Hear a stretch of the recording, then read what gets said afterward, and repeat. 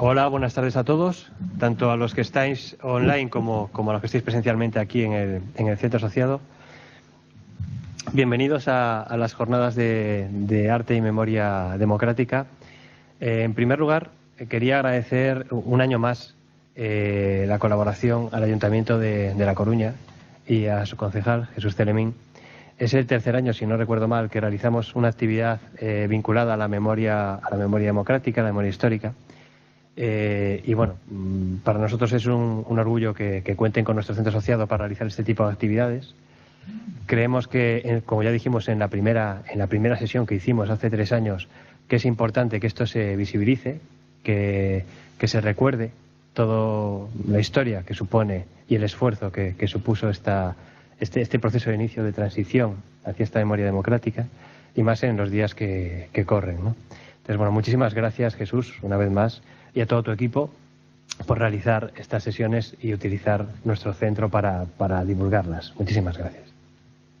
Y luego también, por supuesto, quería agradecer a Rosario Sarmiento, que además de ser la ponente de hoy, es la comisaria de la exposición de este evento, el que haya decidido también estar con nosotros y realizar esta tarea de divulgación tan importante, que además, en referencia al arte, lo comentábamos al principio, ¿no? O sea, Goya, que es uno de los referentes, las pinturas negras de Goya, de lo que es la sensación en el arte desde el punto de vista de la angustia y demás, yo creo que refleja muy bien, desgraciadamente, no sé si decir, lo que son los efectos de la guerra, del sufrimiento, etcétera, ¿no? Como digo, muchísimas gracias, Rosario. Para nosotros es un placer tenerte con nosotros.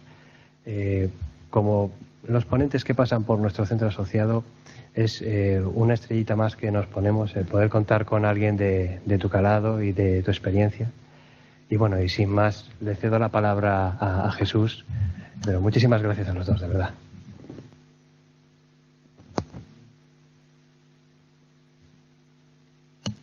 Sí, ahora sí. Bueno, buenas tardes. Lo primero, muchísimas gracias, Germán Carros, director de este centro asociado de la UNED, que nos permite hablar sobre memoria democrática, sobre memoria histórica, pues a nivel de España, ¿no? Aquí están conectados todos alumnos y alumnas de toda la geografía española, a lo cual desde aquí les mando un saludo a los presentes también. Y bueno, el gobierno de esta ciudad, el gobierno de Inés Rey, pues hace una apuesta clara por rescatar la memoria, ¿no? Este año hemos decidido que las conferencias pues estén alrededor del arte, como desde diversos artistas, pues ellos reflejan el sufrimiento, el dolor, el desgarro, la miseria que supone un conflicto bélico. Yo decía esta mañana, la inauguración de la exposición que se encuentra en el Museo Casares Quiroga, que era paradójico cómo aquellos que inician los conflictos luego normalmente quedan siempre fuera de ellos, ¿no? Viéndolos desde sus despachos, viéndolo desde lugares en los cuales no se comprometen ellos, ni sus vidas, ni sus familias, y sin embargo la población en general pues sufre todo este tipo de miserias, ¿no? Quisimos que los artistas de Galicia y también de internacionales y de otros lugares pues hicieran esa visión, acercar esa visión de la guerra a estas conferencias que hoy inicia Rosario Sarmiento, que es una especialista en arte y concretamente pues de todos los autores que va a hablar. Yo le agradezco muchísimo este comisionario que ha hecho y que hoy pues nos hace el honor de abrir este ciclo de conferencias. Por nuestra parte, nada más. Vamos a escucharla y vamos a darle la palabra, que es lo que a eso hemos venido. Muchas gracias. Ahora sí. ¿Así? Ahora se escucha.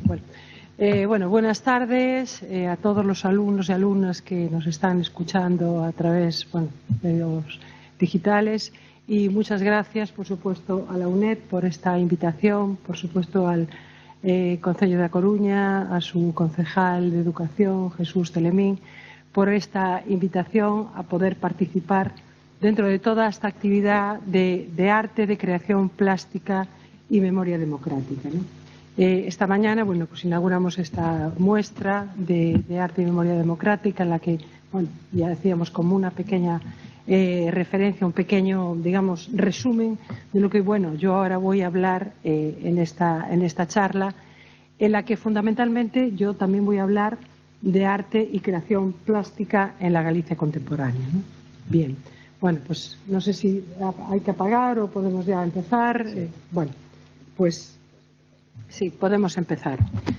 Bien, cuando nosotros en nuestra mente, en nuestra cabeza, tenemos palabras como guerra total, como destrucción, como aniquilación, son palabras que todavía en pleno siglo XXI pues seguimos un poco manejándolas e incorporándolas a nuestra memoria de una forma casi automática, y asociamos también con nombres de conflictos bélicos como la Primera y la Segunda Guerra Mundial, la Guerra Civil Española, Bosnia-Herzegovina, Afganistán, Siria, y últimamente pues también, por desgracia, pues Ucrania, ¿no?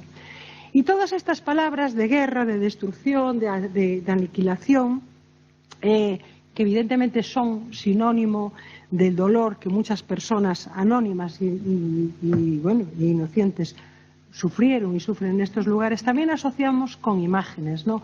Como imágenes que forman parte un poco de nuestro imaginario ya colectivo, de nuestra memoria. Cuando hablamos, por ejemplo, de la Guerra Civil Española, es clarísimo que esta imagen de Robert Capa, de este miliciano muerto en el Cerro Muriano, la asociamos inmediatamente con eso, ¿no? O, por ejemplo, esta otra imagen también de Robert Capa, de esa niña durante la evacuación de Barcelona de 1939. Son imágenes que tenemos en nuestro imaginario colectivo. O, por ejemplo, esta otra imagen de Eddie Adams, un fotógrafo americano que recibió el premio Pulitzer en el año 1969 por esta imagen de Vietnam, ¿no? O, por ejemplo, esta más actual, pero no por eso menos tremenda, menos dura, esta imagen de Samuel Aranda. Samuel Aranda es un fotógrafo español que por esta imagen obtuvo el premio Wolpers Photo en el año 2011. Realmente es una imagen casi como de una pietà, ¿no? Vemos a esa mujer con ese burka negro abrazando a ese hijo que nos recuerda toda esa iconografía, ¿no? Y todas estas son evidentemente personas anónimas, víctimas de estos conflictos, víctimas civiles, mujeres, niños, y sobre los que la crudeza y un poco la cada vez más sofisticada maquinaria de la guerra pues proyectó un poco todo su poder autodestructivo, ¿no?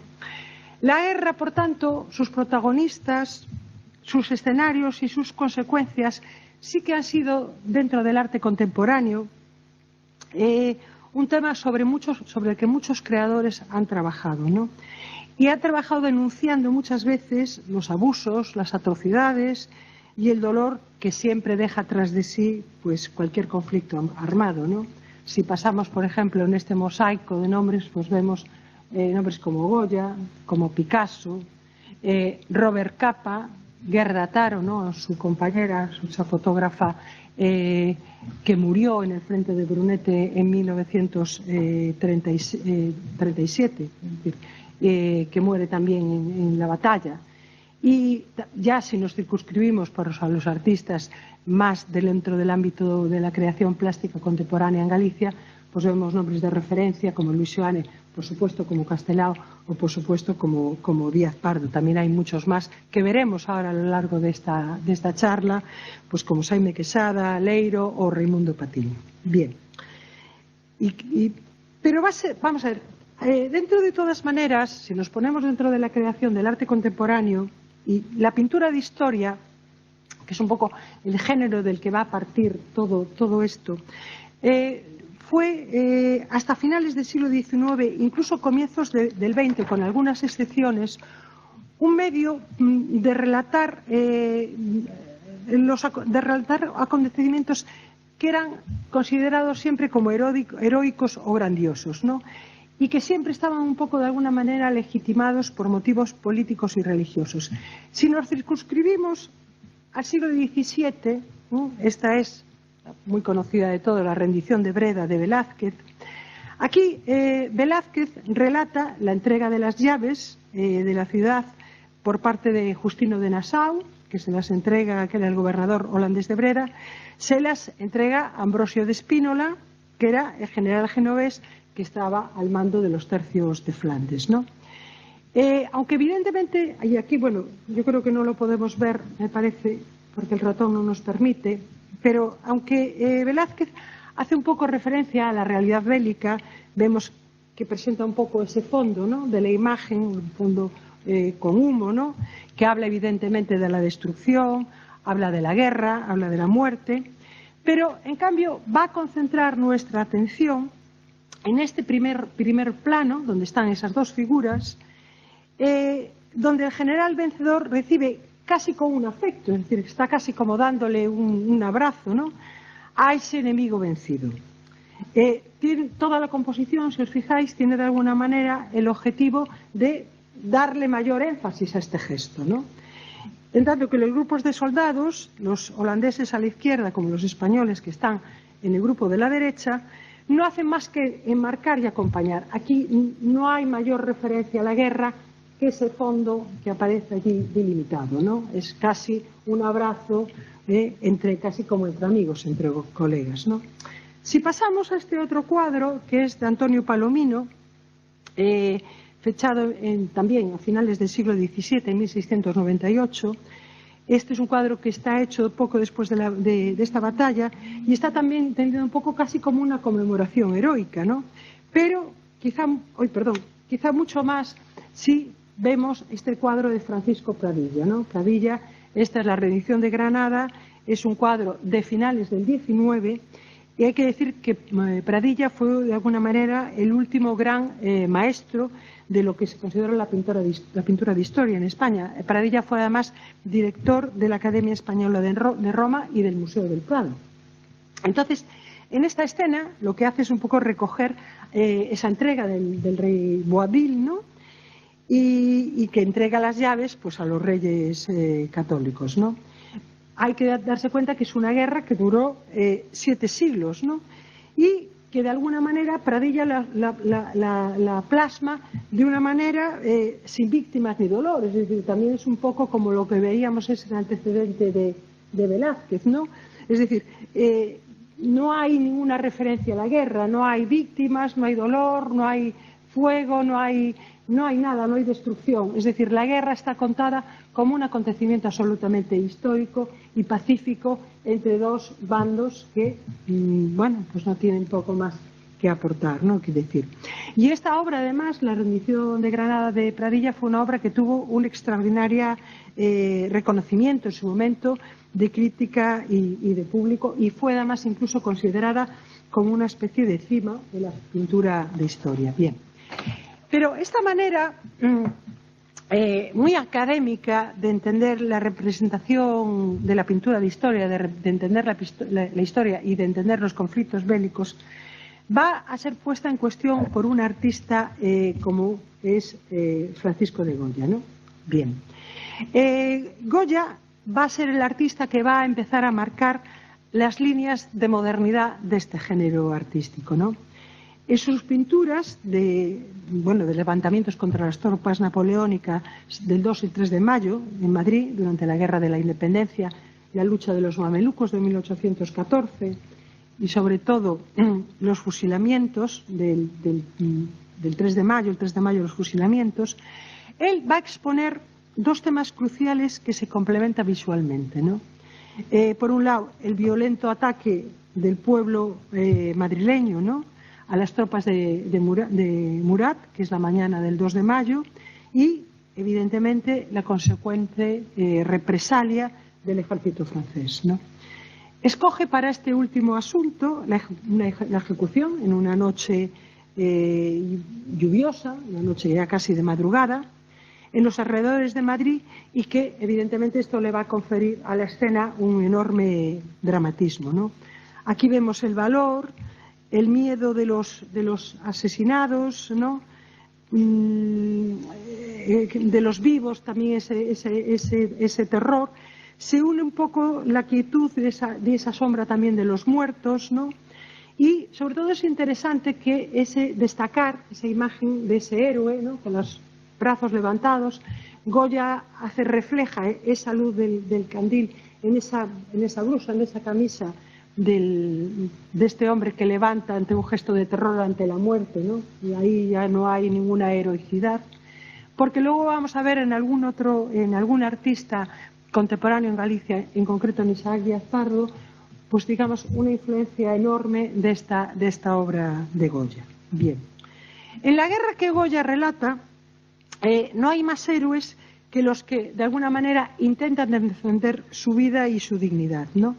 Goya no quiere representar la guerra como algo heroico y digno, ¿no? Es muy diferente de lo que vimos de Pradilla, sino que deja al lado los valores ideológicos y patrióticos para mostrarnos realmente a las mujeres y los hombres pues que luchaban por su vida, ¿no?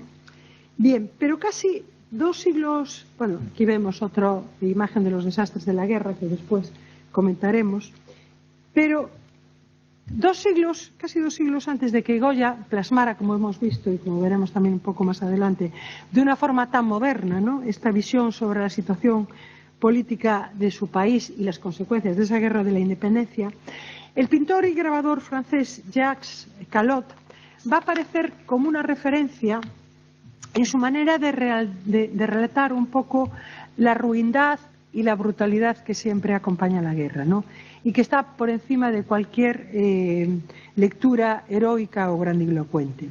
En su serie de grabados, que son estos, las grandes miserias y desgracias de la guerra, que está publicada a mediados del siglo XVII, en 1633, durante el conflicto de la Guerra de los 30 años contra los privilegios de Luis XIII, esta obra es un alegato total y absoluto contra las atrocidades de la guerra, los fusilamientos, las violaciones y el pillaje que evidentemente siempre conlleva y que se realiza de forma indiscriminada contra las víctimas civiles, ¿no? Hay que decir que de la misma manera que Goya vivió la guerra de la independencia, Callot vivió también directamente estos acontecimientos que él narra en esta serie de grabados, que es esa invasión francesa del Ducado de Lorena y Nassau, y que va a permitirle, ese ser un testigo directo, le va a permitir pues relatar y contar con toda su crudeza la situación límite de ese pueblo que estaba sometido al acoso del ejército de Cardenal Richelieu, ¿no? La serie consta de 18 aguafuertes, son aguafuertes de pequeño tamaño, tiene un tamaño de 18,2 centímetros, son apaisados, como veis ahí, y cada uno de ellos está acompañado por un pequeño texto de 6 líneas en forma de 3 versos rimados, bueno, que muy probablemente fueron añadidos después por Callot, ¿no? Bien, tras los primeros grabados, que son estos, pues donde se incluye, como vemos ahí, escenas del alistamiento de las tropas, de su entrada en acción en la batalla, la serie continúa con un relato sobre el saqueo indiscriminado contra las víctimas civiles, el pillaje, el saqueo, la violación, para ya llegar a los grabados 8 y 9, vemos ahí el atrapado y el árbol del ahorcado, que es el grabado que está ahí arriba. Ese árbol del ahorcado es uno de los más conocidos de esta serie de Callot, que representan de alguna manera diversas acciones de castigos. Ese árbol del ahorcado, un pintor en Galicia como Castelao, con el castigo dos gatos, una cosa muy similar, probablemente esté basado en este grabado de Callot. Esto era una tortura que se hacía a los vencidos, bastante corriente, entre comillas, en esos momentos. Pero vemos aquí como Callot nos relata todas esas ejecuciones, torturas, que están convertidas en un espectáculo público, ¿no? Aquí realmente no hay nada heroico, ¿no? Solo realmente lo que Callot nos muestra son, evidentemente, violencia, desastre, dolor porque evidentemente es la guerra y esta es la realidad de la guerra, ¿no? Bien. En los desastres de la guerra, que Goya va a realizar entre el año 1810 y 1815, los desastres de la guerra se pueden considerar una de las obras realmente de mayor carga dramática que Goya realiza a lo largo de su trayectoria. Y ahí Goya va a relatar de una manera absolutamente clarividente un poco lo que es su visión de la condición humana, ¿no? Goya va a hacer esta obra casi con 60 años y va a ser testigo, como yo os comentaba, de uno de los conflictos bélicos, junto con la Guerra Civil Española, quizá más significativos y que marcaron de una manera más clara la historia contemporánea española. Bien, la Guerra de la Independencia le va a servir a Goya para trazar una visión muy amarga y una reflexión muy amarga sobre lo que vivió y sobre lo que vio, ¿no? Es una guerra que a Goya lo va a sorprender. Es un hombre ya evidentemente con una gran sordera, deprimido, aislado y también muy triste por la reciente muerte de su mujer en el año 1812. La guerra va a suponer el fin de alguna manera de todas sus esperanzas, lo que él creía, él y bueno, todos sus amigos, ¿no?, afrancesados, en un mundo mejor que defendían los afrancesados, los ilustrados, con los que Goya evidentemente se sentía absolutamente identificado. Bien, en los desastres Goya refleja la violencia, la crueldad, el hambre, la soledad, la muerte, y es una guerra que Goya considera en sí mismo un fracaso. Un fracaso y por eso, porque es un fracaso, no se puede distinguir nunca entre si hay buenos y malos, entre hay vencedores y vencidos, ¿no? Porque al final la guerra solo es un profundo drama, ¿no? En los desastres se exalta la razón y el valor en la misma medida que se critica el fanatismo, la crueldad, la injusticia y los vicios también que de alguna manera pues trajeron, ¿no?, este terror. Yo creo que en este sentido es quizá muy premonitorio, que lo podemos ver en la exposición que inauguramos y que está un poco al hilo de todas estas jornadas esta mañana.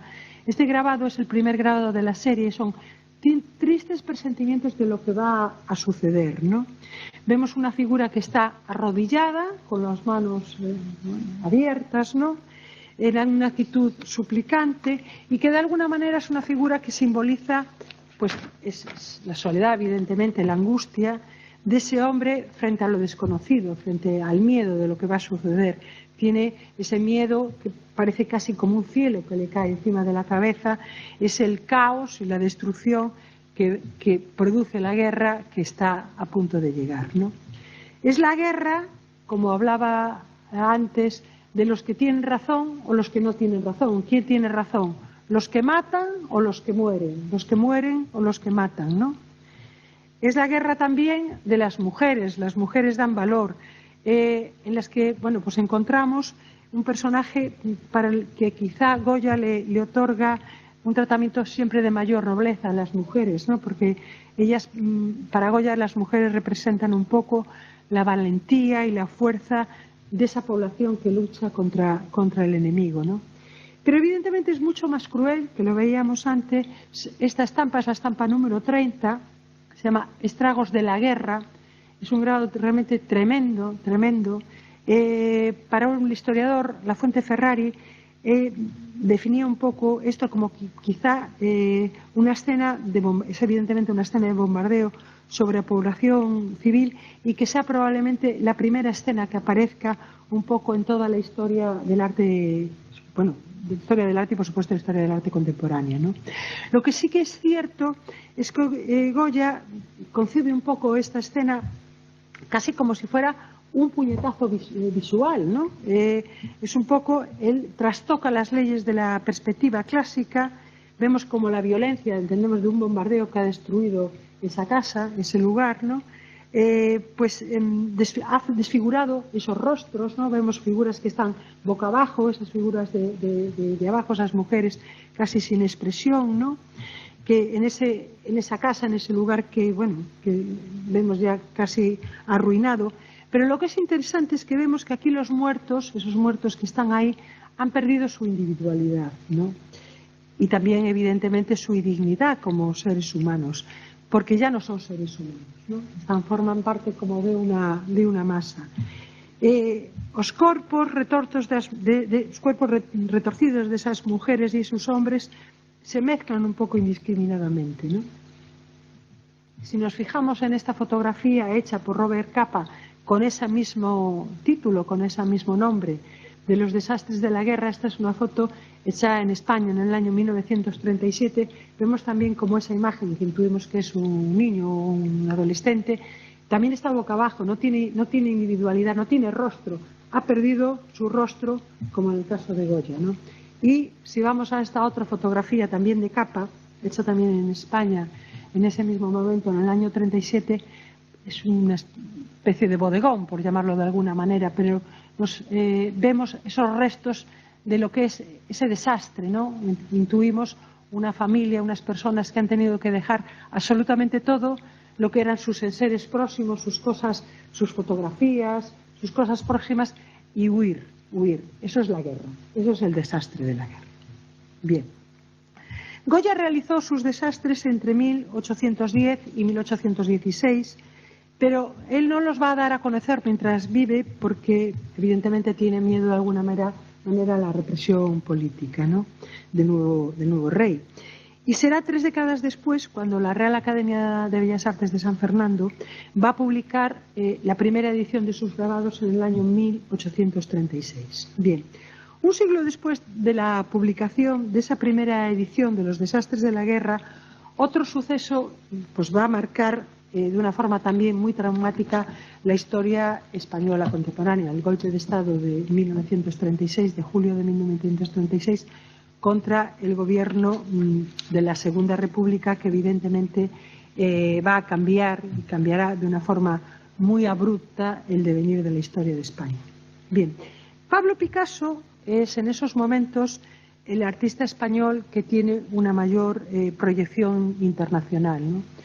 Y su apoyo a la Segunda República va a quedar patente cuando en enero de 1937 va a aceptar realizar un mural, un encargo, que va a estar destinado al pabellón español de la Exposición de París de Artes y Técnicas de la Vida Moderna. Esa es una maqueta que está hecha en 1987, pertenece a la colección del Reina Sofía y ahora, bueno, comentaros que con la nueva reestructuración de la colección del museo está dedicada prácticamente una sala que de alguna manera preside esta maqueta del pabellón, está dedicado, bueno, a todo lo que supuso este pabellón, ¿no?, de la Exposición de París. Bien, el gobierno republicano lo que intentaba de alguna manera era mostrar los logros obtenidos, bueno, por la República y además, evidentemente, hacer una llamada de atención sobre la guerra y lo que estaba en ese momento ya significado de sufrimiento para la población civil.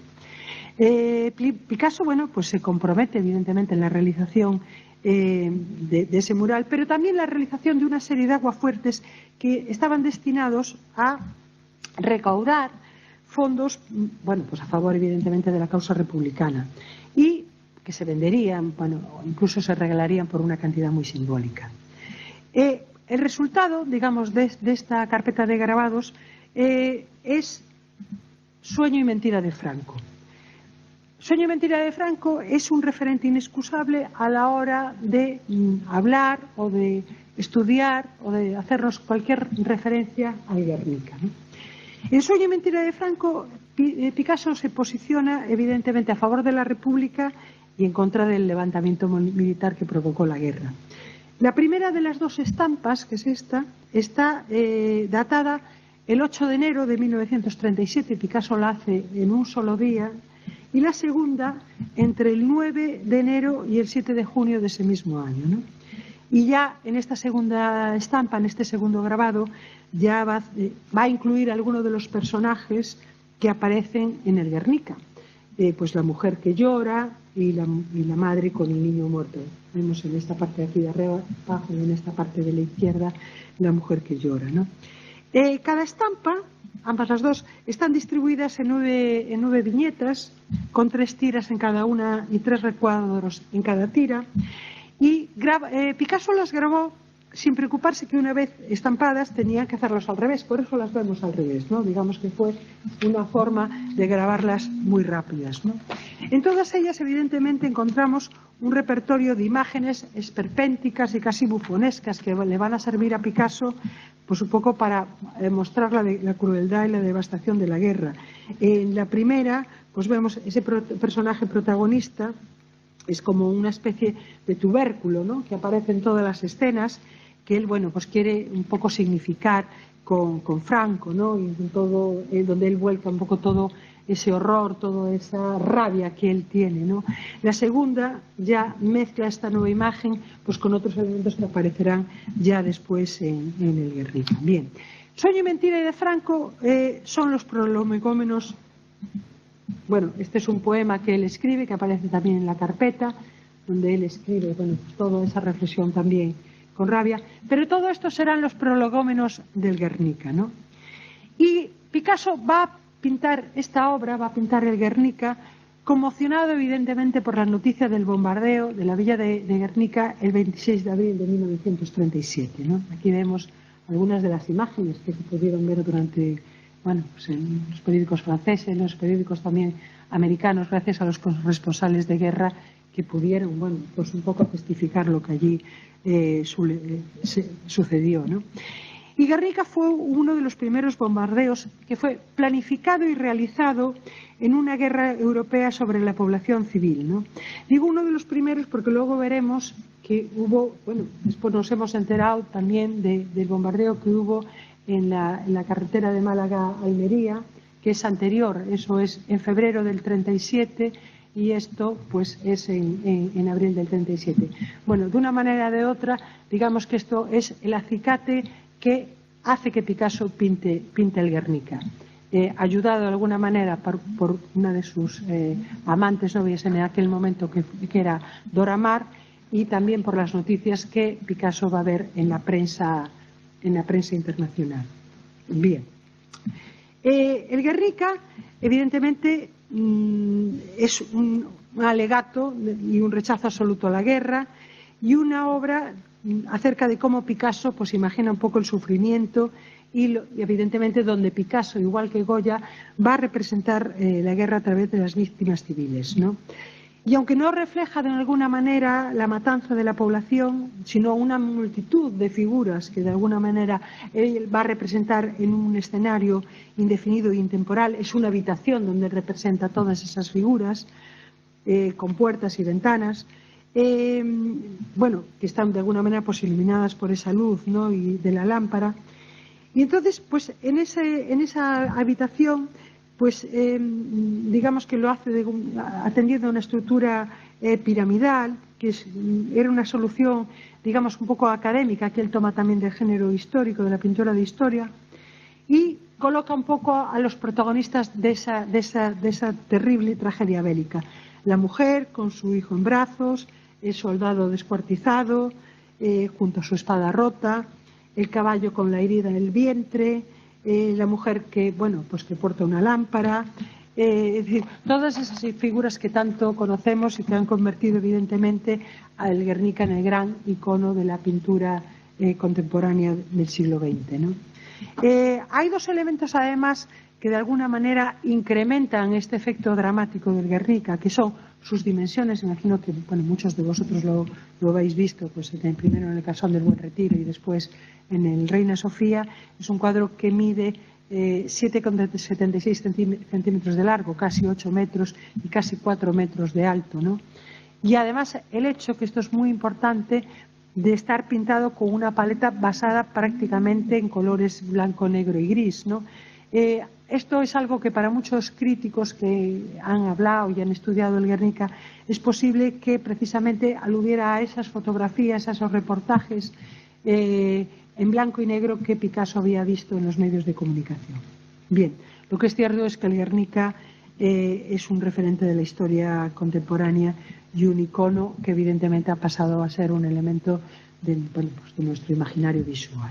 Bien, si ahora ya nos centramos más en la historia del arte contemporáneo en Galicia y en cómo un poco los artistas en Galicia contemporáneos desde finales del siglo XIX han de alguna manera reflejado los conflictos bélicos, la guerra y sus secuelas. Empezaríamos, bueno, esto es lo que os comentaba antes del crimen de Málaga-Almería. Traje también estas fotos para hacer un poco esa referencia de este otro bombardeo sobre la población civil. Esto es hago este inciso, de una publicación que hizo este médico, Norman Bethune, que era un médico australiano que participaba de las brigadas internacionales. Entonces ayudó a esa población civil que, bueno, que fue bombardeada por tierra y por mar en esa escapada que hicieron desde ese camino de Málaga a Almería, ¿no? Bien, esto es esas fotos que hizo Gerda Taro, esa fotógrafa que vimos antes, su fotografía, y que se publicaron en Rigats, en una revista francesa. Esto forma parte, yo creo que está en el Museo Vasco, no recuerdo ahora en dónde, un poco, bueno, con algunas de las fotos de Gerda Taro, que también podemos ver en la Reina Sofía. Bien, hago este inciso y volvemos de nuevo a lo que estábamos hablando en Galicia. Bien, hablamos del primer artista que en Galicia de alguna manera va a hacer una referencia a la guerra y a las secuelas de la guerra, que es Ramón Parada Justel. Ramón Parada Justel es un artista que formó parte, junto con Genaro Carrero, Ovidio Murguía y Joaquín Bamonde, de lo que se llamó la generación doliente, la generación doente, ¿no? Era un grupo de artistas que se llamaron así porque todos ellos murieron muy jóvenes, con apenas 30 años, y además prácticamente todos murieron de tuberculosis, ¿no? Un poco de alguna manera ese mal romántico. Bien, Parada Justel fue un pintor dentro de su juventud, porque muere con apenas 31 años. Fue un pintor precoz y superdotado, que tenía un gran oficio y dominaba además el dibujo y el colorido de una manera muy grande, ¿no? Bien, en 1899, es decir, casi comienzos del siglo XX, va a pintar este cuadro que es La familia del anarquista, el día de la ejecución, ¿no? Con este cuadro, con este tema, él va a concurrir a la convocatoria que había en este momento para cubrir las plazas de pensionado para la Academia Española de Roma. La Academia Española de Roma en ese momento era de un gran prestigio, es decir, los artistas que concurrían a esas becas para poder estudiar en Roma eran, digamos, la crema absolutamente de la crema, ¿no? Y este, pues, es el último ejercicio que les dan para que los que se presentan a esa convocatoria lo tracen, ¿no? Esa muerte del anarquista. Él hace este cuadro y es absolutamente rechazado y suspende por el tratamiento muy original del tema. En la tela, como vemos, hay una preocupación esencial por centrarse en la psicología de los personajes y una diversidad de actitudes, ¿no? y sentimientos. Vemos esa mujer, esas figuras ahí en primer plano, esos compañeros del anarquista que están entrando por la puerta y que no saben muy bien cómo contar esa noticia a la familia, ¿no? Y entonces él cuenta un poco sus sentimientos y actitudes hasta entre el suceso, ¿no? Que no tiene nada que ver precisamente con lo que veíamos de esos cuadros, evidentemente de historia, que probablemente sus otros compañeros contarían este suceso de una manera mucho más ampulosa, sin tener que ir casi, bueno, así es como un cuadro casi posimpresionista, ¿no? Y es un poco de los primeros artistas que en Galicia se acerca un poco a esta temática de la violencia de la guerra y distribuido un poco estos elementos en este escenario. Hay otro artista que es Francisco Llorens. Francisco Llorens es uno de los paisajistas de referencia importante en Galicia en las primeras décadas del siglo XX y, bueno, prácticamente el paisaje es el tema fundamental de su trabajo. Él desarrolló una larga carrera como profesor de dibujo en Madrid donde él profesionalmente desarrollaba su trabajo, pero venía a Galicia todos los veranos. Cuando tras el golpe de Estado de 1936, él está en Madrid, donde pasa la guerra, y él pues pinta de alguna manera esta acuarela, es ese palacio incautado, donde él está reflejando desde, bueno, probablemente desde su estudio, esa escena que hace esa referencia a la guerra, bueno, ese vehículo que seguramente será incautado, ese UHP son hermanos proletarios, no me acuerdo, lo tenía en la punta de la lengua, UHP son hermanos proletarios unidos, ¿no? Hermanos proletarios unidos.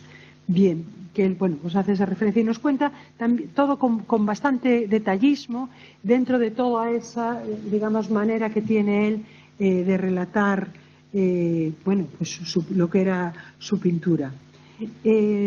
Evidentemente la escena no alude a la guerra, pero de alguna manera queda suavizada también por ese colorido fantástico de esos árboles que coloca ahí, ¿no?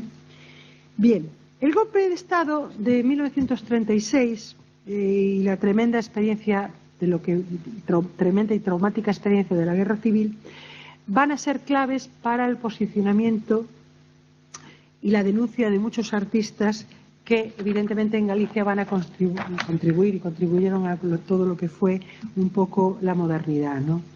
Bien, Luis Seoane, Castelao, Colmeiro, Arturo Souto y Federico Rivas, entre otros, van a aludir en sus obras directamente a las personas, a los responsables del golpe de Estado y sobre todo a la situación tremendamente dramática en la que se sume la población civil por culpa del conflicto y de la posterior represión, ¿no? Uno de los nombres quizá más destacados y más de referencia es sin duda Castelao, ¿no? Castelao realiza una trilogía, Galicia Mártir, Atila en Galicia, que los va a editar, esto es Galicia Mártir, Atila en Galicia y después Milicianos.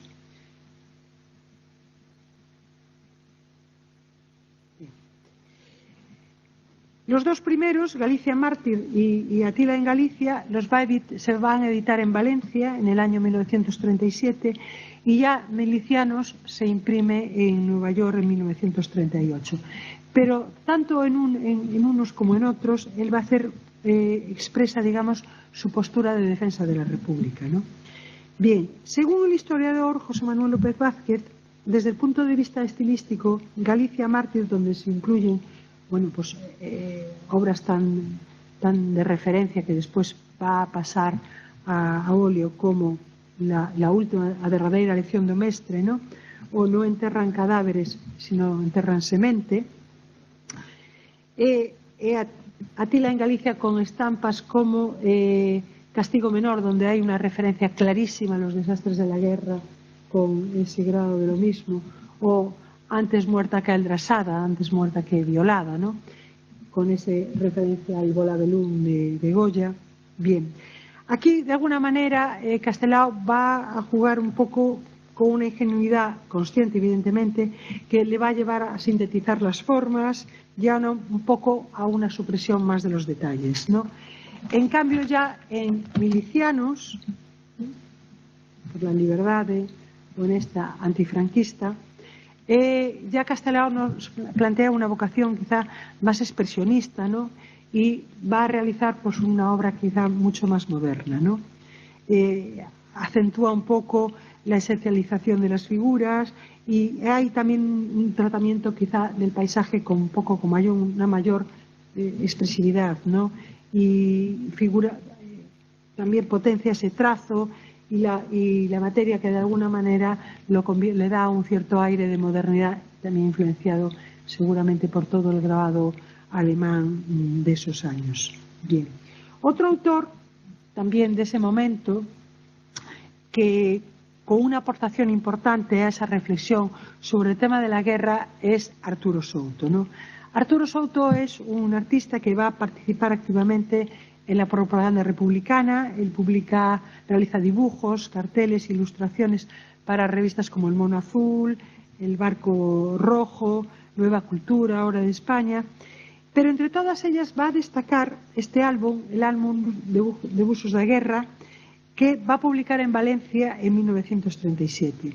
Y es una serie de grabados en los que, bueno, evidentemente alude a la muerte y a la represión sobre la población civil, ¿no? Clarísimamente, como vemos en este. Encontramos, evidentemente, una representación muy cruda de la violencia a través de esos trazos incisivos y rápidos, con abundancia de sombras y de un marcado tono expresionista. Otra vez esa referencia a la unión de los hermanos proletarios que veíamos en el cuadro de Llorens. Y a veces, bueno, él también recrea con un cierto tono melancólico, pues el ambiente también sórdido, como vemos en ese grabado de la izquierda, ¿no? Tremendo, ¿no? De esa desolación de la guerra, ¿no? De las trincheras, de la muerte. Es decir, es realmente escalofriante y terrible, ¿no? De todas maneras hay que decir también que Souto y Castelao, como vimos antes, probablemente hay que situarlo dentro de quizá de las plásticas más combativas, ¿no? Dentro de lo que era el bando, pues evidentemente leal a la República, ¿no? Bien, otro artista que también sufrió en carne propia la amenaza de muerte y de los sublevados y que tiene que huir para salvarse, huye a Lisboa y donde se va a embarcar después a Buenos Aires, es Luis Seoane, ¿no? Bien, él sale para Buenos Aires el 28 de septiembre de 1936 y en Buenos Aires Luis Seoane va a desplegar una gran actividad a favor de la República, denunciando las víctimas de la represión y entre que evidentemente estaban muchos de sus amigos y colegas, ¿no?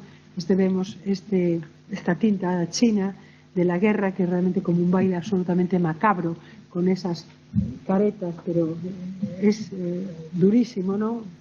Vemos esta imagen de los tricornios, que luego vamos a verlo en otro libro, pero que también nos hace referencia, nos recuerda algo los grabados de Souto, ¿no? Bien, él en Buenos Aires va a publicar este pequeño libro, 3 estampas de la traición, en el año 1937. Aquí Seoane va a plasmar la pesadilla, la muerte en cada uno de estos dibujos, ¿no? Y donde Seoane quiere evidentemente denunciar y mostrar al mundo lo que son las consecuencias de la represión y la muerte. Vemos aquí, veis en la parte de la derecha, esa imagen de impusieron a Cristo na escola, pusieron a Cristo en la escuela, con esa imagen del maestro muerto, ¿no? Con esa imagen de Cristo, es decir, tanto nos recuerda esos maestros, esas personas de la cultura que fueron asesinados por el hecho de, bueno, pues de ser simplemente maestros, ¿no? Bien, pero quizá una de las escenas más tremendas es esa de tricornios que vemos ahí, ¿no?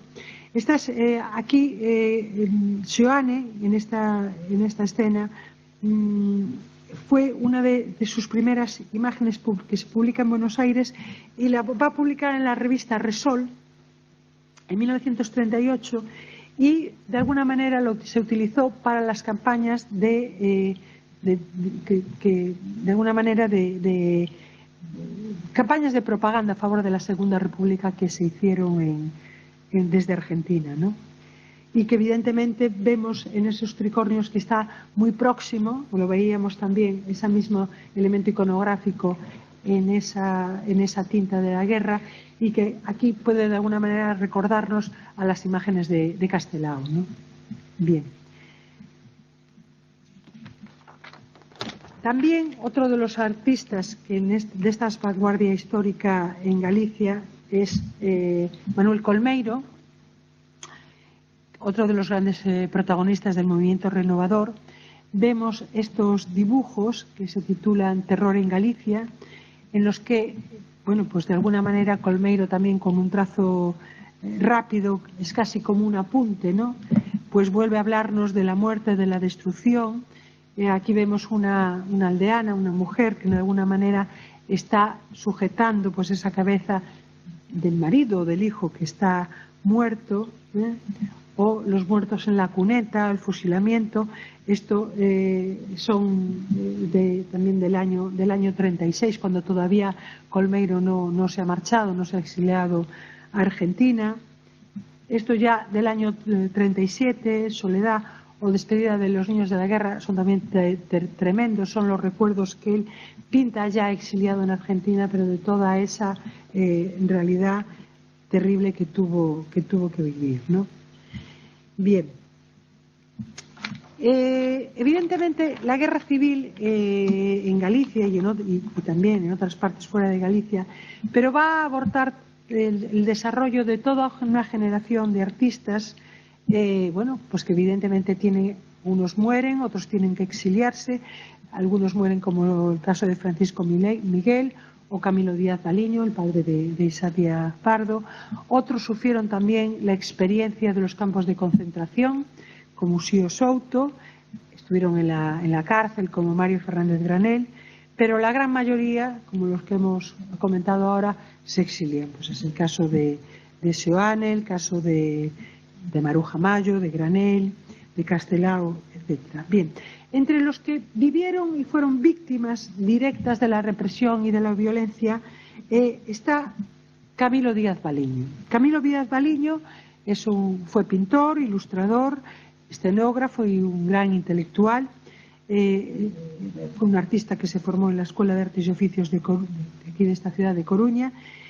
Trabaja en Madrid y después se va a trasladar a vivir a Santiago de Compostela en 1920, donde va a ejercer como director artístico del ayuntamiento desde 1924 hasta 1936, que es la fecha de su muerte, ¿no?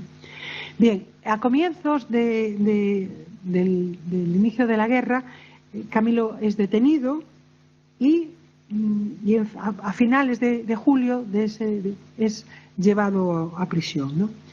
Y en ese mes que pasa en la prisión, en los bajos precisamente de ese ayuntamiento de Santiago donde él trabajaba, va a dibujar esta serie de retratos de sus compañeros de cautiverio, ¿no?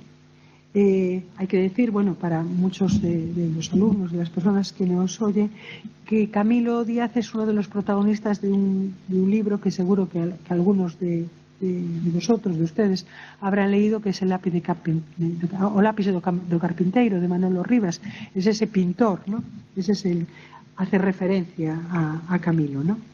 Bien, estos son dibujos muy sencillos, son apuntes, pero que de alguna manera tienen ese componente emocional de ser esos compañeros de prisión, que de alguna manera, bueno, pues todos de alguna manera intuían cuál iba a ser su final próximo, que iba a ser pues la muerte, ¿no?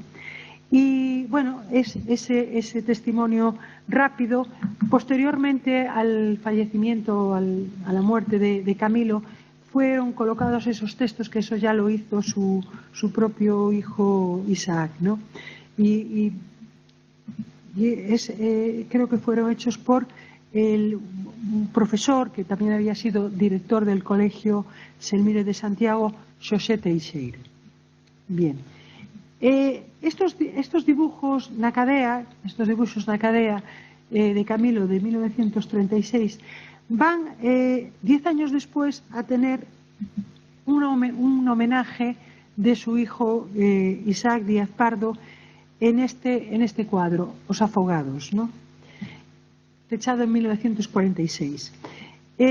Os Ahogados está basado de alguna manera en la tragedia de unos marineros que se ahogan bueno, pues en el pueblo de Sada, pero es evidentemente una metáfora del horror de las víctimas de la guerra, ¿no?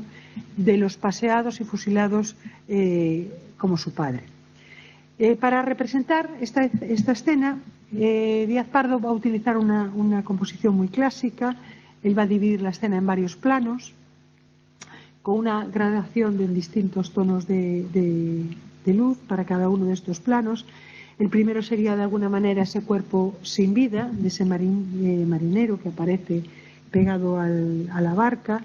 En segundo plano estaría este grupo principal, ese grupo central, donde centra la luz en esa camisa de ese ahogado que de alguna manera rememora a Goya, evidentemente, con la escena de los fusilamientos, ¿no? Ese fogonazo de luz.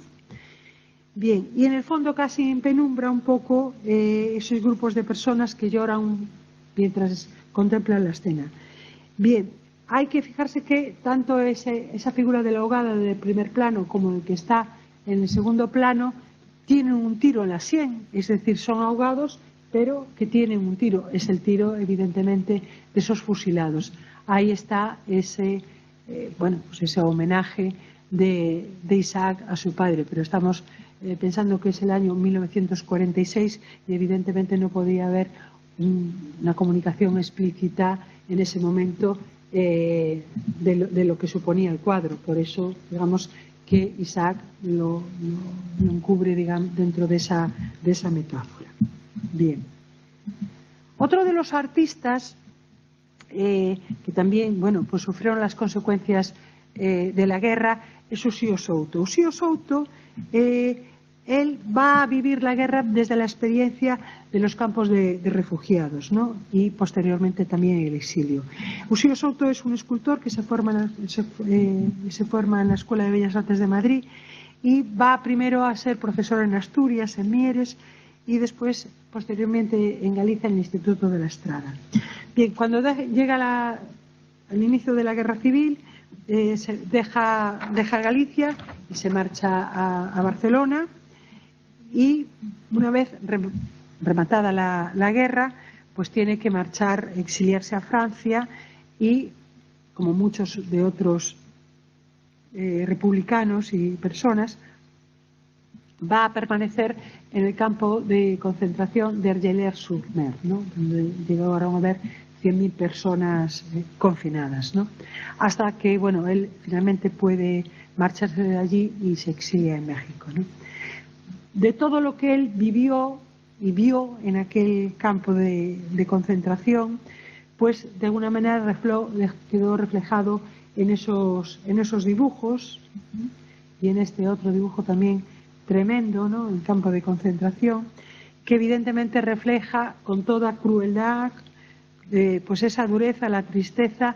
Nos imaginamos de todo lo que debieron de vivir él y todas las personas que estuvieron confinadas en aquel espacio en unas condiciones prácticamente infrahumanas, ¿no? Bien, otro artista que también sufrió la represión y la cárcel fue Mario Fernández Granell, ¿no? Mario Fernández Granell fue poeta, fue dibujante, también fue diseñador,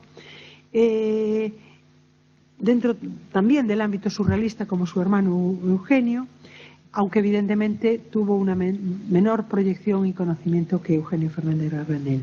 Él, como su hermano Eugenio, fue militante del POM, del Partido Obrero de Unificación Marxista, y es detenido al comienzo de la Guerra Civil, ¿no?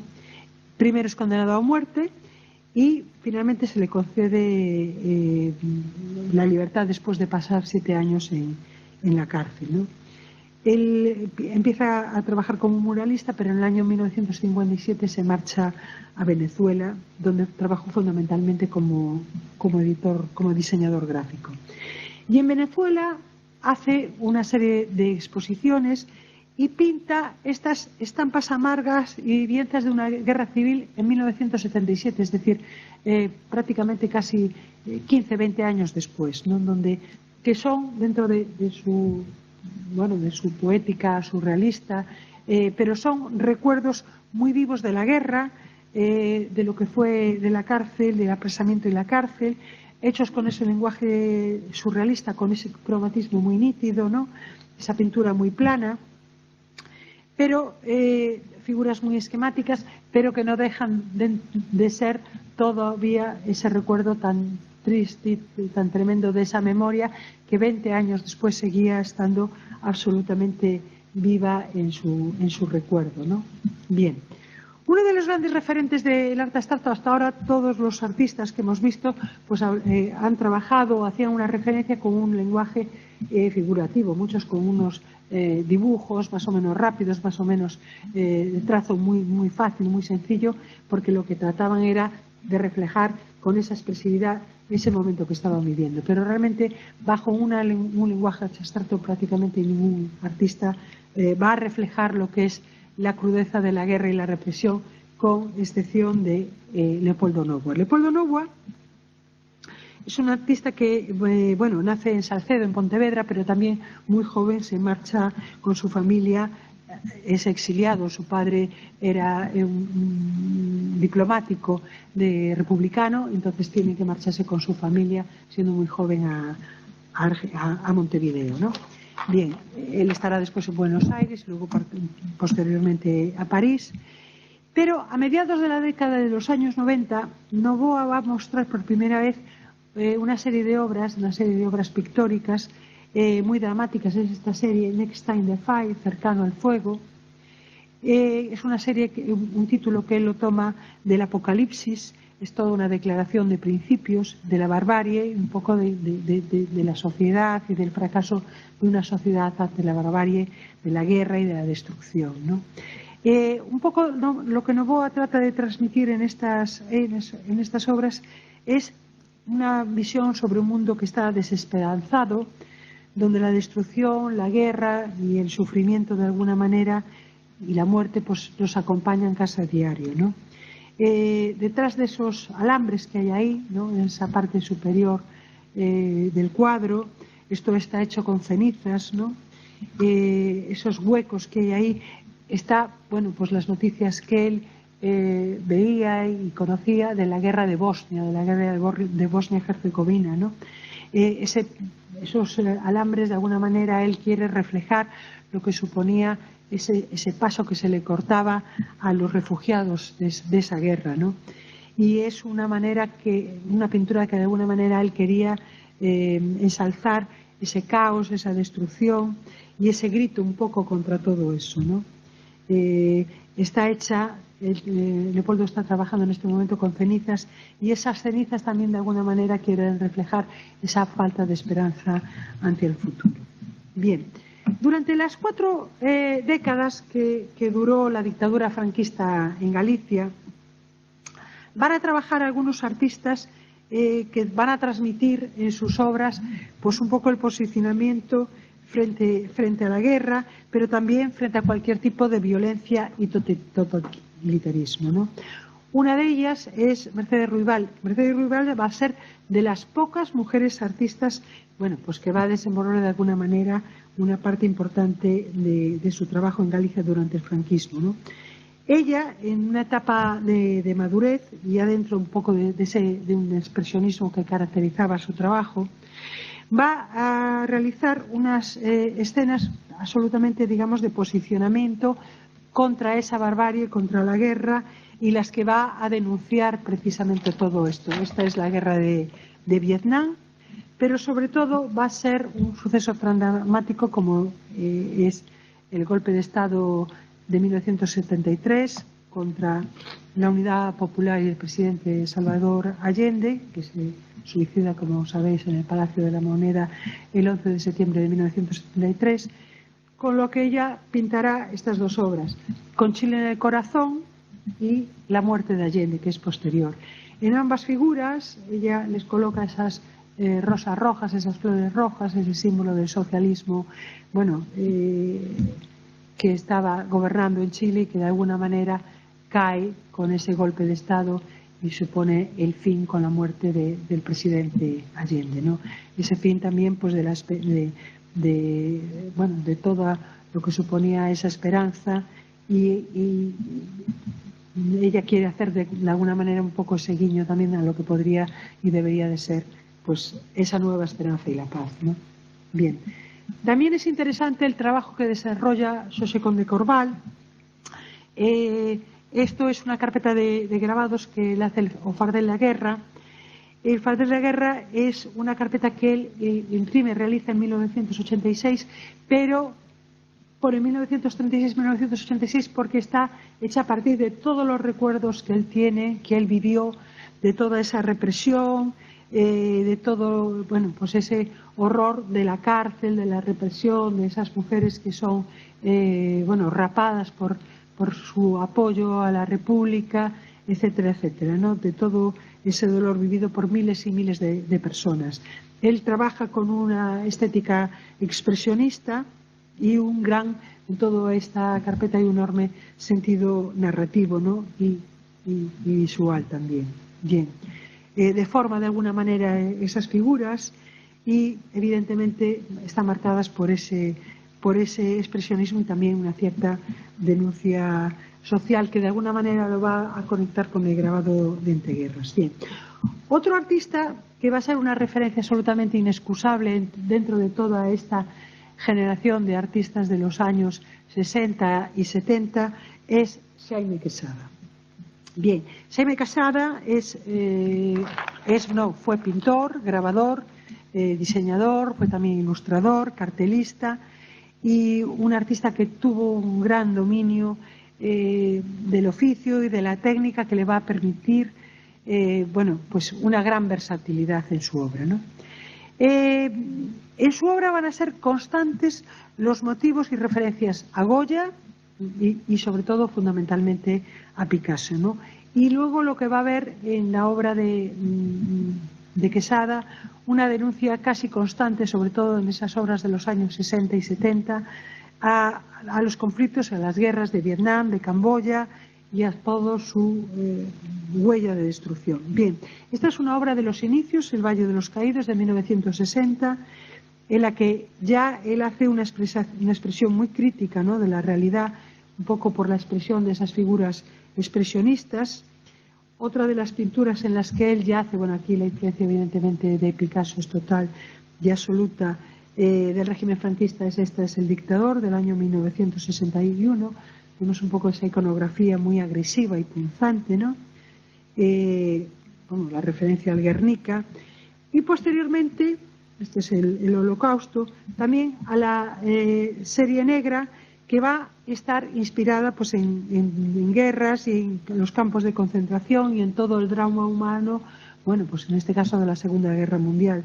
Vemos Treblinka, esta es La Madre, y luego ya también referencias pues a Vietnam, a Camboya, y este cuadro que bueno está en la exposición que pudimos ver por la mañana, que ya es un cuadro realmente terrible, tremendo, a esa muerte, probablemente quizá una de las últimas muertes que hubo en España por garrote vil, ¿no? Es decir, hay una constante a un posicionamiento frente a lo que es la violencia, el dolor y la guerra en la pintura de Quesada.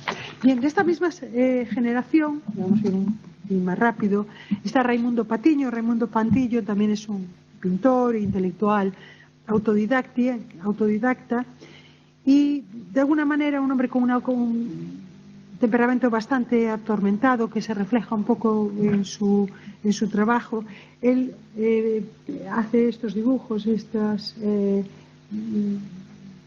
tintas también las que trabaja, siempre con un marcado carácter expresionista y también muy influenciado por el mundo del cómic, ¿no? Esos grafismos, esas bocas abiertas. Bien, al igual que Leopoldo Novoa, Jorge Castillo también es otro artista pontevedrés que también se va a marchar muy joven a Argentina, y él va a hacer este cuadro que es el Tríptico Palomares, un poco también como denuncia precisamente de ese suceso de la bomba que explota en Palomares, de ese bombardero americano. Es un tríptico también con claras referencias evidentemente al Guernica, un poco con esa idea también de utilizar un cromatismo prácticamente de grises y negros, ¿no?, con esos seres antropomorfos que de alguna manera también nos pueden recordar lo de Sueño y Mentira de Franco. Pero bueno, es otro arte, esta obra, este tríptico Palomares, también de gran formato, fue un cuadro que lo representó, estuvo en la documenta de Kassel de 1968, pues un evento importante de arte contemporáneo, y es un cuadro bastante de referencia en la trayectoria de Jorge Castillo, aunque él hizo una pintura distinta después. Bien, si ya entramos en las últimas generaciones, en las generaciones a partir de los años 80 en Galicia, un artista, bueno, pues que de alguna manera también, un artista muy poliédrico, pero que de alguna manera también va a participar en esa, sentirse muy partícipe de todo esa dolor y de la guerra y un poco de ese grito que veíamos también en Raimundo. Él es sobrino de Raimundo, Y entonces Patiño es un activista también cultural, y en estas obras que él va a realizar en los años 70, de esa boca como la que veíamos en su tío Raimundo, esos dientes afilados, esos puños que veíamos ahí, vemos aquí, es un poco esos seres que están de alguna manera como terribles, ¿no? Con un grito también terrible ante esa violencia y ese rostro humano casi como convulsionado, ¿no? Bien, ese mismo espíritu también está en un artista como Javier Correa Corredoira, que es también otro referente de la plástica contemporánea como Patiño. Esto es un collage que es no a la guerra. Bueno, pues ahí vemos también las referencias en el collage, esa paloma, ¿no? Ese símbolo de la paz, que está amenazada por la figura de ese cuervo negro que en la parte de arriba, y está, digamos, todo interpretado con un lenguaje neofigurativo, pero también con esos textos que de alguna manera siguen haciendo referencia. Otro artista, escultor también recientemente fallecido, es Paco Pestana. Paco Pestana era un observador muy lúcido de la realidad, ¿no? Y un autor de esculturas siempre muy barrocas, muy sobrecargadas, casi hasta el extremo, casi hasta el horror vacui, ¿no? Y que unas esculturas que se acababan convirtiendo como de alguna manera en elementos provocadores, ¿no? Él de alguna manera desataba en estas piezas un discurso surrealista, como en esta alegoría del dolor y de la guerra, y que él de alguna manera quiere casi como bombardearnos, ¿no? Con un cierto sarcasmo, pero y hacernos referencia o hacernos reflexionar de alguna manera sobre las miserias y las contradicciones, la intolerancia y un poco la violencia y la prepotencia, y evidentemente que de alguna manera siempre desencadenan las guerras, ¿no? Otro escultor también muy interesante que de alguna manera se forma en el mundo de la cerámica durante los años 80 en Galicia es Casigueiro. Casigueiro empieza en el mundo de la cerámica, pero luego va a ampliar un poco su horizonte, trabajando ya también con nuevos materiales y técnicas. Él va a realizar en este año, en 1994, esta obra que se llama El bosque o Bosque das Ausencias, en la que el hilo conductor de alguna manera serán estas facianas, estas caras cerámicas, ¿no? Que están deformadas y expresivas, que representan un poco de alguna manera aquellas personas pues que torturan, que dominan o que asesinan, ¿no? Y que son, bueno, que asesinan pues a esas víctimas inocentes de los conflictos, ¿no? Están colocadas sobre vigas de madera, crean todo ese conjunto y crean casi como una especie de bosque de ánimas, ¿no? De bosque de desalmados, casi son un bosque de muertos que están desnudos, ¿no? Y solitarios ante el público. Es un alegato de gran plasticidad, pero evidentemente que esconde una visión terrible, ¿no? De guerra, que también en esta otra instalación posterior, que es el Bosque de las Ausencias o Bosque de las Ausencias 2, aquí ya vemos esos escombros, ¿no? Esa cerámica que se ha convertido en escombros que están iluminadas de una forma absolutamente dramática, ¿no? Bien, otro artista también, bueno, pues nacido aquí en Coruña, un escultor, bueno, que pues últimamente también trabaja en otros medios, en otros ámbitos, en este caso pues obra pública, es Pepe Galán. Esta es una obra que está aquí en Oportiño, no muy lejos de este sitio en el que estamos, Fuxidos do Portiño, Huídos del Portiño, donde Pepe Galán hace un homenaje pues, a un grupo de militantes de esquerda que trataron de huir en marzo de 1937 desde Coruña a Asturias, ¿no? Es una pieza que consiste en un corredor de unos 20 metros de largo, que está construido en acero corten y que tiene en sus extremos unas escaleras que unas, digamos, van hacia el mar y otras hacia el monte, ¿no? Que de alguna manera quiere simbolizar los lugares que intentaron esta estos huidos huir, pero que luego finalmente pues fueron capturados, ¿no? Además, los nombres y los apellidos de estas 19 personas que trataron de marchar están grabados con plomo, de alguna manera simbolizando pues las balas que los asesinaron. Bien, pero quizá probablemente uno de los artistas plásticos gallegos, pero de ámbito nacional e internacional, es sin duda pues Francisco Leiro. Leiro es un referente de la renovación escultórica española de las últimas décadas, de finales del siglo XX.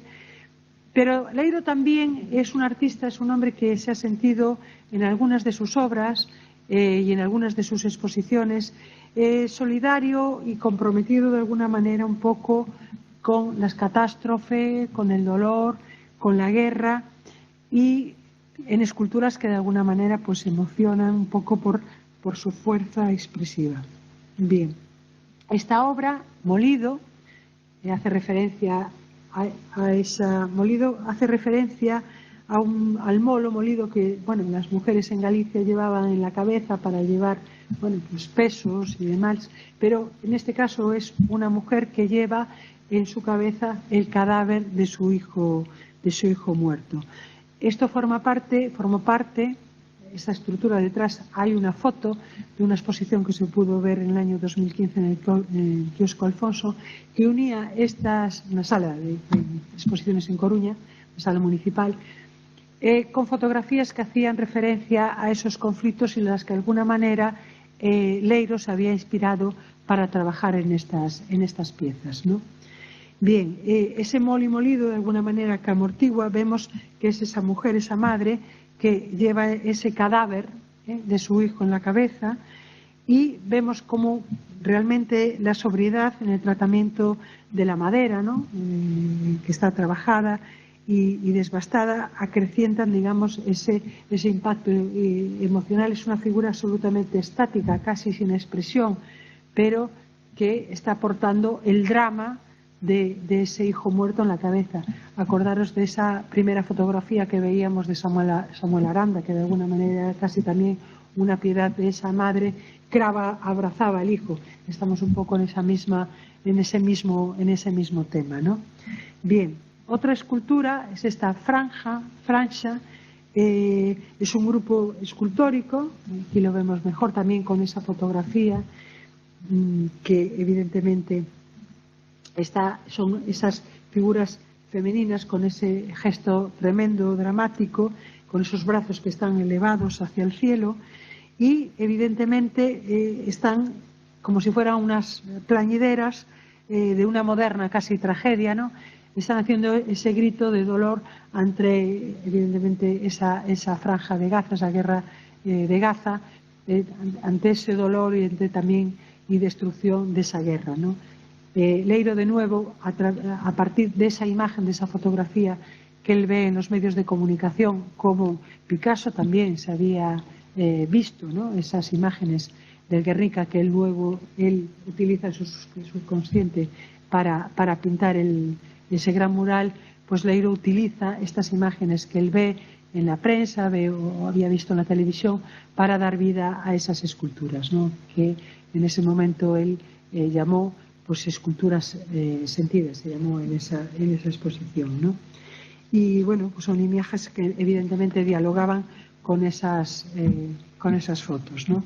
Leiro evidentemente busca también de alguna manera representar, casi como en esas fotografías, esa escenografía, es una escenografía del dolor y de la guerra, y que nos vuelve de alguna manera casi como al principio, ¿no? Esos artistas que hemos visto como empezaban en Goya a reflejar esa visión moderna, ¿no? de la guerra, en el sentido de reflejar a las víctimas de la guerra, reflejar ese dolor, esa destrucción constante, y aquí volvemos casi un poco como al punto de partida, con un gran escultor como es Francisco Leiro, un escultor de referencia que trabaja en Galicia y fuera de Galicia, y volvemos casi un poco a ese punto de partida y dejamos como esa gran reflexión de cómo los artistas contemporáneos pues se han posicionado y se siguen posicionando ante la guerra y ante los conflictos bélicos, ¿no? que era un poco el inicio de nuestra charla y el tema de nuestra exposición también. Bueno, pues nada más. Cualquier pregunta para todos los alumnos que nos estén escuchando y, por supuesto, para el público también que está aquí, y muchas gracias. Pues entonces damos un aplauso.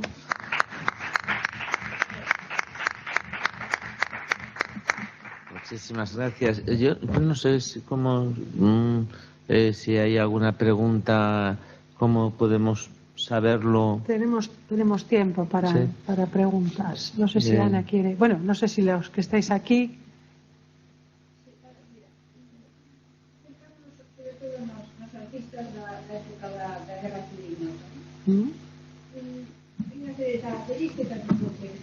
Sí, eu fui un pouco rápido demais, pero bueno. Pero hai unha serie de datos que caracterizan esta bando republicano. Sabemos tamén outras características da representación do bando, porque tamén hai artistas do bando nacional, claro, e que non destacarías dese bando? Pois mira, a verdade é que sí, no, vamos a ver, evidentemente hay bueno, voy a contestar en castelán porque nos están. Evidentemente hay cartelistas que hacen, digamos, la visión contraria y esta. Pero yo creo que sobre todo lo que hay es un arte más, digamos, de posguerra, yo creo, ¿no? Yo creo que hay un arte más de posguerra, digamos, más vinculado al franquismo. Pero yo creo que el arte más militante es un arte del bando republicano. Pienso yo. Sí, hombre, después hay otros artistas, ahora no me viene a la memoria, cartelista y también que trabajó para distintos medios, que la familia era de Logroño, no recuerdo el nombre, pero bueno, pero evidentemente, pero yo también te diré que he trabajado mucho más dentro de la parte republicana. Sí, la otra parte. Sí.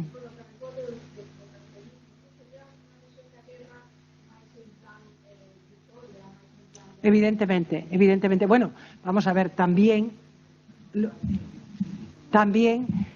esta parte, digamos, el cartelismo dentro de los artistas, bueno, Souto, otros cartelistas que trabajaron para el bando republicano, trabajaron en ciudades como Valencia y después en Barcelona, sobre todo en Valencia, donde el gobierno republicano estuvo más tiempo. Evidentemente era una propaganda exactamente igual, es decir, la propaganda quería llegar a los mismos medios, es decir, y utilizando los mismos recursos, exactamente igual. Pero aquí no sé tanto, yo no vi tanto esa parte de cartelismo, de propaganda, cuando de artistas que fueron realmente muy mediatizados por la guerra, ¿no? Es decir, un poco de alguna manera es esa visión de la guerra que inaugura Goya, que después sigue con Picasso y que de alguna manera marca esa diferencia de pasar de la guerra heroica que se transmite hasta finales del siglo XIX a la guerra de posicionamiento de las víctimas. Eso es un poco lo que yo traté. Exactamente. Y creo que es lo interesante, ¿no? Que es lo interesante y lo novedoso.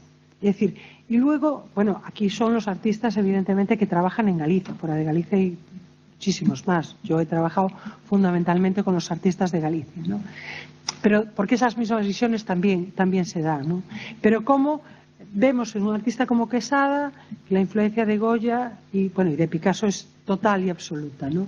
Pero evidentemente, claro, que hay artistas que durante los años del franquismo cuentan otra realidad, más o menos edulcorada. Pero también nos encontramos dentro del franquismo,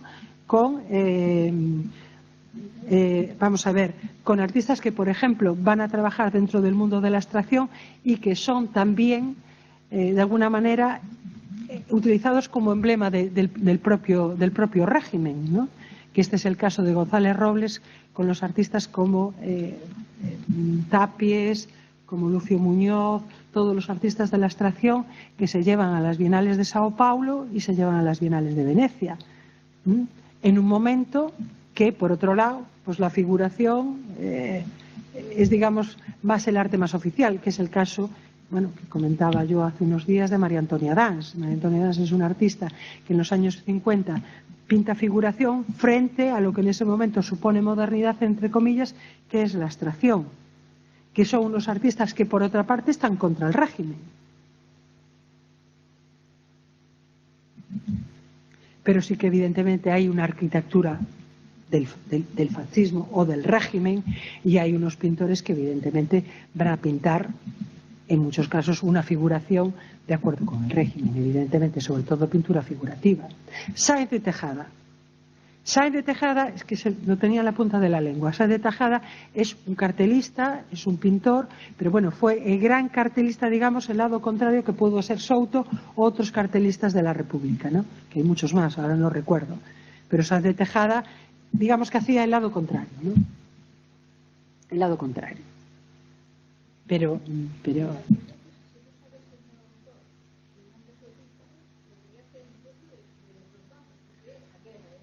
hombre, yo creo que las diferencias son por los lemas.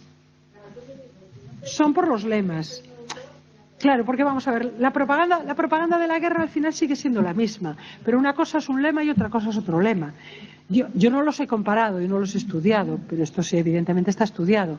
Si nos pusiéramos a estudiarlo, lo que hacía Sáenz de Tejada y lo que podía hacer Souto o lo que podía hacer el mismo Seoane, ¿no?, por ejemplo, o otros, evidentemente son los lemas, ¿no?,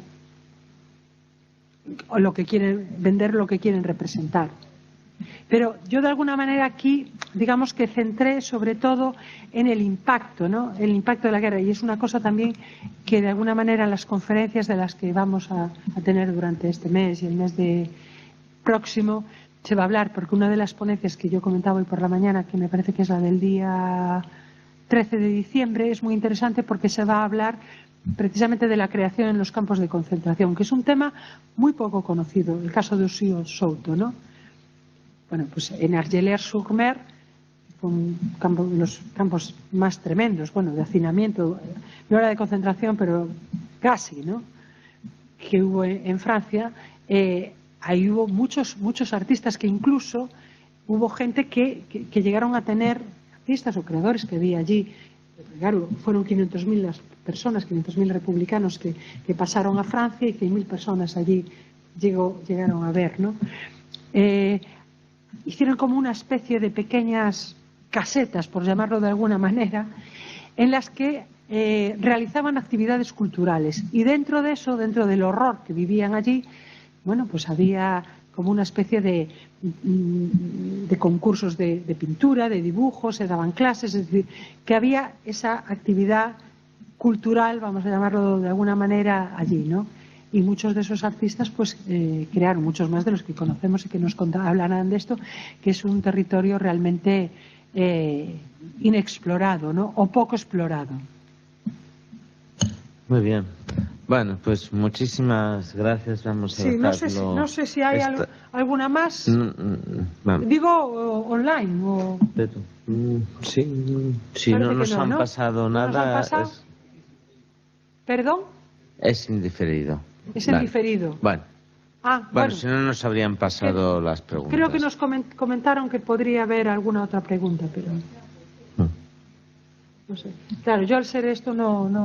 Bueno, en cualquier caso, ha sido una exposición tan clara, tan bien expuesta, muchas gracias, que no cabe de duda ninguna. Sí, bueno, pero evidentemente independientemente de eso, que muchísimas gracias, esta vez sí que lo voy a decir bien, a Rosario Sarmiento, porque sinceramente, de verdad, ha sido una charla muy amena, muy gratificante, al menos para mí, y seguro que para todo el alumnado que nos ha estado escuchando a lo largo de todo el territorio español y, por supuesto, de nuestra tierra galega, y que les emplazamos para las siguientes mesas, que van a ser tan interesantes como la que hemos tenido hoy. Muchísimas gracias. Muchas gracias. Hasta siempre.